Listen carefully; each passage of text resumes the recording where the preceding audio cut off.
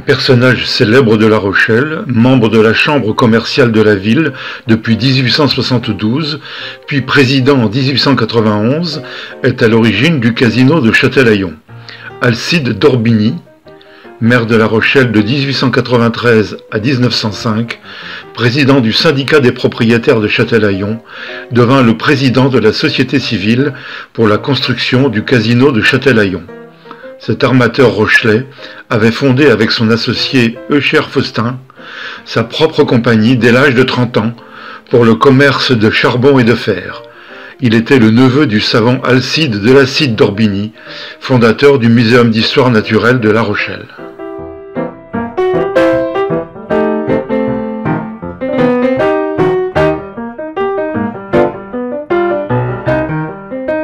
Lors de la première réunion des actionnaires de la société civile du casino de Châtelaillon, en janvier 1893, différents projets et plans ont été présentés. L'Assemblée a donné la préférence à celui de M. Corbineau, architecte diplômé de la ville de La Rochelle. Cette construction sera très élégante et sans arriver à un prix élevé. Elle devra être terminée courant juillet prochain, de façon à pouvoir utiliser ce casino pour la saison à venir. Pierre-François Corbineau devient inspecteur des monuments historiques de la Charente-Inférieure en 1901, puis architecte diocésain. Parmi ses nombreuses réalisations, on note l'entrepôt des douanes de La Palisse, l'hôtel des postes de La Rochelle, différentes écoles dans la ville.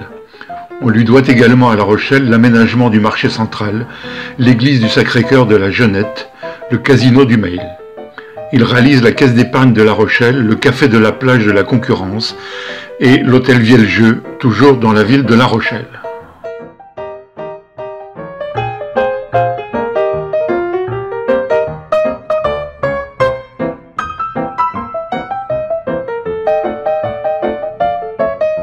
Le projet initial de Pierre-François Corbineau a finalement été revu à la baisse. Seul le corps central du bâtiment et 2 ailes sont effectivement construits.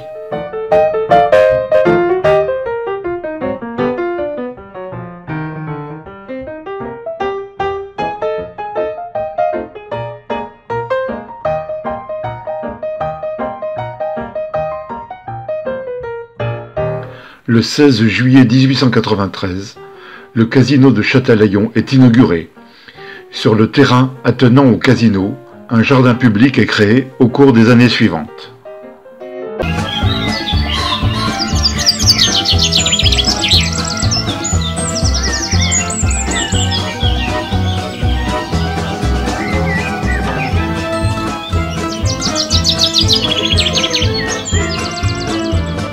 En 1896, le parc du casino de Châtelaillon vient de voir le jour, en même temps que le cinématographe. En 1911, les arbres continuent à s'élever dans le parc. On annonce une séance de cinéma. Devant l'entrée du casino, où les arbres débordent désormais de luxuriance, l'insouciance semble régner chez ces jeunes femmes sur leurs bicyclettes en ce 1er juillet 1914.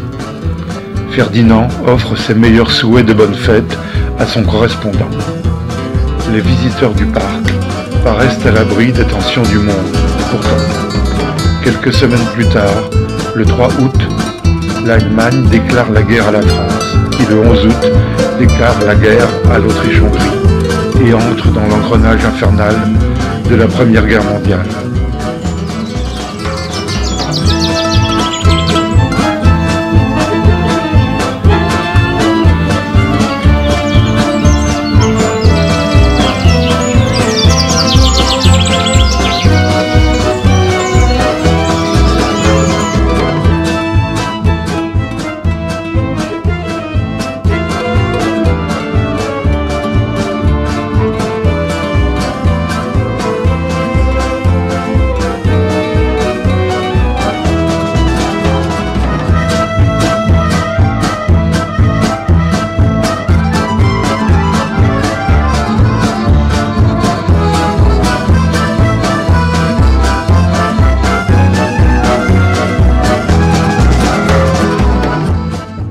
« 20 août 1899, concert au casino. On fait tous les jours de la musique au petit casino de Châtelaillon et le succès ces jours derniers est allé très justement à Mademoiselle Blanche Gelée qui a fort bien chanté Musette de Massenet, à Mademoiselle Porchet dans l'air d'Hérodiade de Massenet, à Monsieur Canguilhem dans l'Andante Kabylet pour violoncelle de Théodore Dubois, à Monsieur Gagé dans la Méditation de Thaïs pour violon de Massenet, et à l'orchestre qui a joué avec goût la suite ancienne de Lacombe, Chaconne de Lully, Romance pastorale et Rondeau de La Fontaine de Jouvence.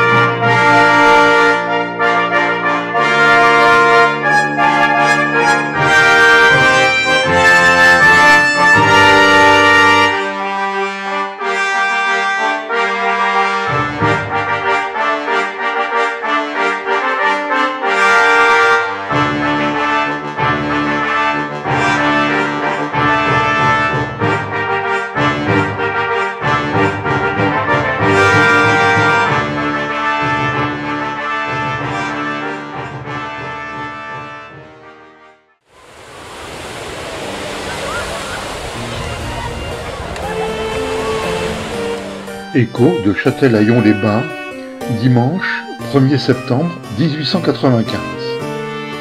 Encore un peu de temps, et Châtelaillon deviendra une des stations balnéaires les mieux fréquentées et des plus agréables de l'océan, grâce à l'initiative de l'infatigable directeur du casino, M. Nadeau, qui chaque jour offre à ses abonnés des distractions nouvelles. Nous avons assisté samedi à un vrai concert de gala. D'abord l'ouverture de Skobelev, œuvre magistrale qui, sous l'habile direction de M. Florus Blanc, a été bissée. Le solo violoncelle dans une romance de Rabaud a été très bien interprété par M. Ballaresque Louis. M. Guichard, l'élégant et sympathique violoniste, a su tenir l'auditoire sous le charme et l'impeccabilité de son véritable talent dans deux mazurkas de Wiemski. Quant à Madame G, impossible de rêver un ensemble plus homogène et plus attractif. Tout est réussi dans l'union de ces deux talents. Élégance, charme, finesse sont les qualités qu'elles possèdent au suprême degré et qui font apprécier la grande école à laquelle elles appartiennent. Nous voulons parler du Conservatoire de Paris, dont elles sont toutes deux lauréates comme pianistes. Après avoir exécuté Chansons de mai et Gaillard de F. Tompuy, le duo sympathique à deux pianos de Lefébure-Vély, ces dames ont enlevé les bravos unanimes de la salle entière en jouant aussi à deux pianos, Sympathique valse et une des dernières créations M. Florus Blanc, le chef d'orchestre dont la réputation s'accentue chaque jour.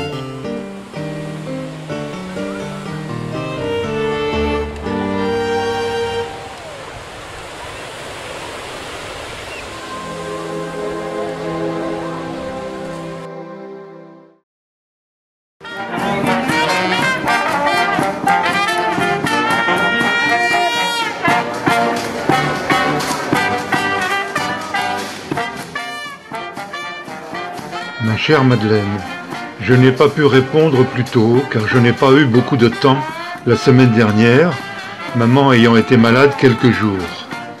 Ceci a retardé mon voyage. Je suis arrivé seulement hier au soir, en même temps que ma cousine qui arrivait par le train de Paris et que j'ai rencontrée à Niort. J'espère que nous allons bien nous amuser ensemble. Je rentre jeudi pour 3 jours pour le mariage qui m'ennuie tant. Baiser Suzanne.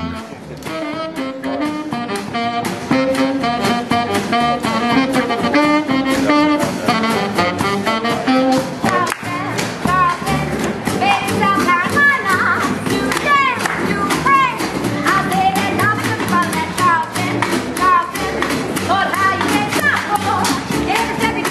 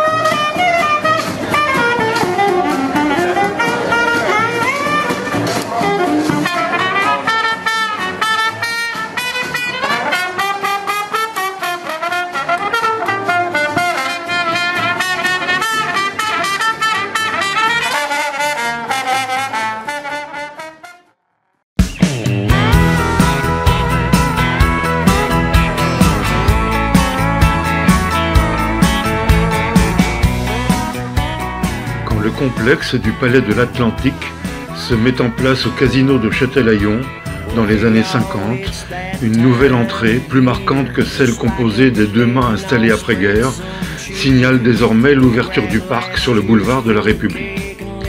La végétation commence à s'élever et à habiller l'espace qui mène à la rotonde bientôt couverte. Ce portique permettant de se diriger vers le casino constituera donc l'accès privilégié, le front de mer restant fermé par la clôture des années 30. C'est au niveau de ce portique que les informations seront affichées pour annoncer les spectacles de music-hall, les tournées des chanteurs notamment. Déjà, au milieu des années 50, des artistes à la notoriété établie commencent à fréquenter le casino de Châtelaillon.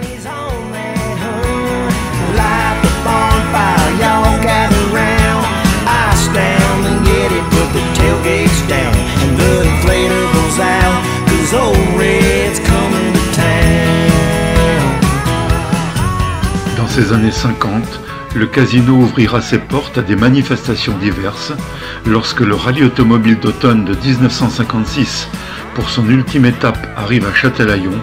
C'est lors d'une réception au casino que l'équipage Monroe-Lambert reçoit son prix.